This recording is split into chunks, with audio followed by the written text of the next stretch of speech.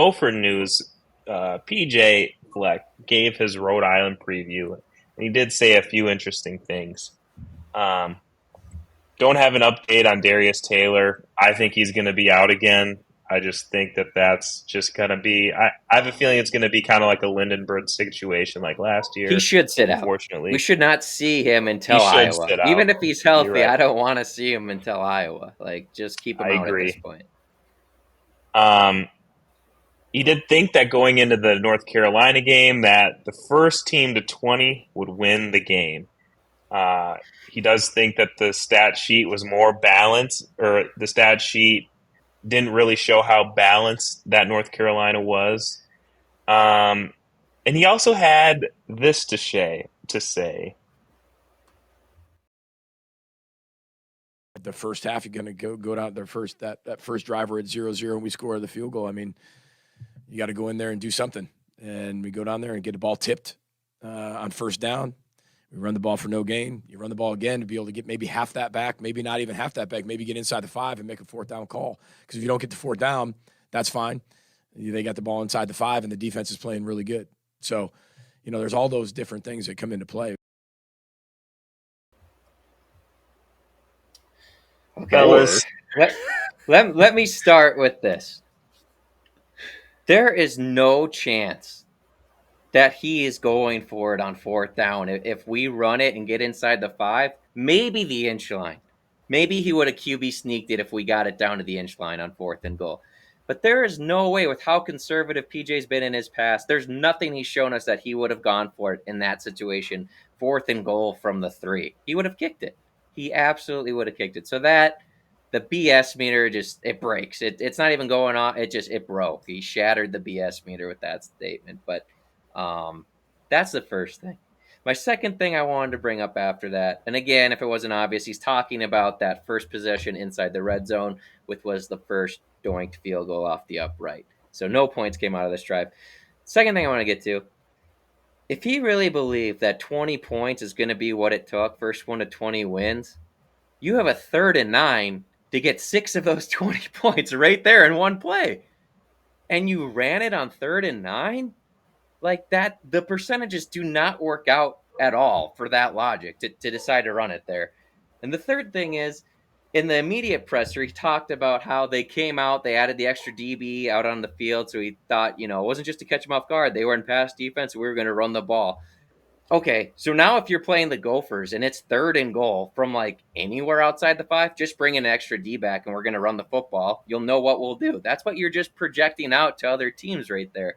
You're letting them dictate what you're gonna do with their personnel, which to an extent I get, but like, dude, it's 3rd and 9 from the 9. Like, go for the end zone. It doesn't even have to be all the way into the end zone.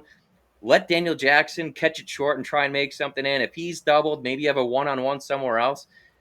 That's a much better option than running the ball with Marcus Major, who had a solid game, but he's not Darius Taylor. You're down to your second running back, and your best bet is for him to run it 9 yards into the end zone before they can swarm him. It doesn't make sense. Yeah, it's the same thing we've seen over and over and over again, and I think PJ's had a lot of time to think about that answer because he didn't really give that clear of an answer. Well, thought I would have an answer after the game when he was basically asked the same question. So it sounds a lot better, but yeah, it doesn't make any sense. I mean, that's a lot of thought to put into a situation where you're so worried about getting close to the goal line. Why not just try to go into the end zone once, maybe? I don't know. Right. I don't understand it. And I don't get why we can't, drop a play where it's like roll out of the pocket. If it's there, throw it. If it's not, throw it away. Or maybe Brosmer has a chance to run. Like, I don't know. I feel like we put ourselves in these situations where it's like everything has to be perfect and break our way. And if it doesn't, then it's just not going to work. Like, it's such a low percentage play call and play design, and it's stupid. It reeks of BS. And to me, he knows that what he's saying is BS. I mean, he has to know. He can't really believe that. So to me, what the answer is, either he doesn't trust the team, he's worried that they're going to turn the ball over or something, or he is just completely oblivious. It's one of the two. You're right. It's one of the two because, like you both said, the logic doesn't make sense. First 1 to 20 wins, you have an opportunity to get at least 6 on the board.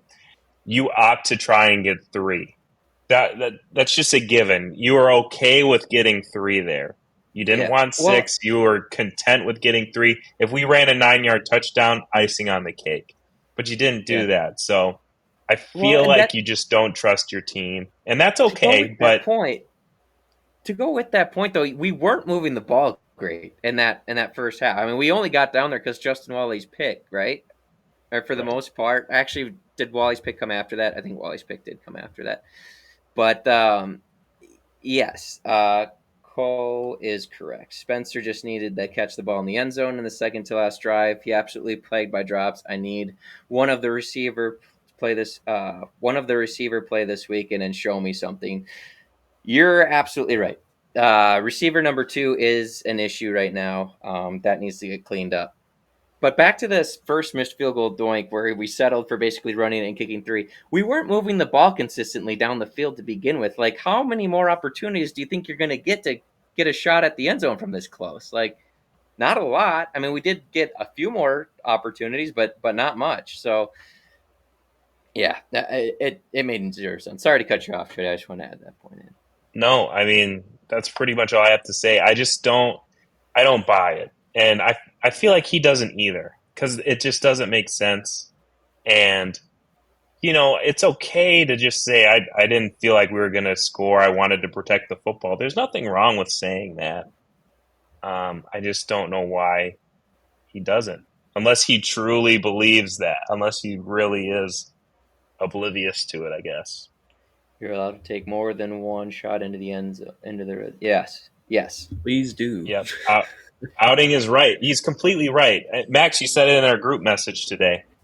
You can take 3 shots, you know, 3 pass attempts. If you don't hit any of them, you kick the field goal on 4th down. And if that misses, just like it did, so be it. You tried. You gave it a shot. But this feels like we were really settling for 3. No killer instinct at all. And you just settled for 3, which didn't even happen. So in that scenario, to me, it's like you might as well just try and take a shot. And of all the places to risk a sack from the 9-yard line, you should be okay unless you ran back 30 yards. But yeah, yeah, throw it It's like away. Even if you just if it's 3rd down and you have to throw it away, so be it. Settle for 3, call it good.